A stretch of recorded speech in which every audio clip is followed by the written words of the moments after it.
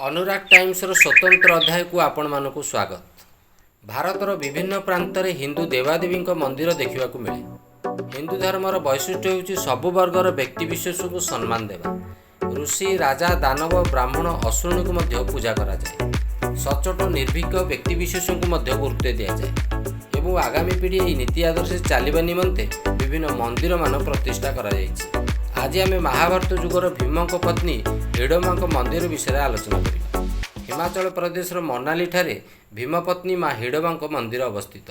एक गुंफा भितर माँ हिडम्बा पूजा उद्देश्य यह मंदिर निर्माण करा जायछि। 1253 मसीह राजा बहादुर सिंह यह मंदिर निर्माण कर सूचना मिले। देवदारू गछर चतुर्पार्श्वे पागोड़ा शैली यह मंदिर गढ़ा जायछि। सबुठ रोचक कथा होछि एठारे कौनसी मूर्ति स्थापना करा जाय नहीं। देवी हिडम्बा पाद चिन्ह को पूजा करा जाए। पागोड़ा शैली निर्मित यह मंदिर काठर 4टी छात गढ़ा जायछि। तल 3टी छात देवदारू काठ निर्माण करा जायतिला बेले चतुर्थ छात तथा उपर भाग तंबा और पितल निर्मित होइछि। प्रवेश पथरे विभिन्न कलाकृति यह सौंदर्यकरण करा जायछि। प्रत्येक ज्येष्ठ मासरे एठारे मेला हुए। यह मेलारे विभिन्न प्रांतर भक्त मैंने आसी माँ हिडम्बा को दर्शन कर जाती।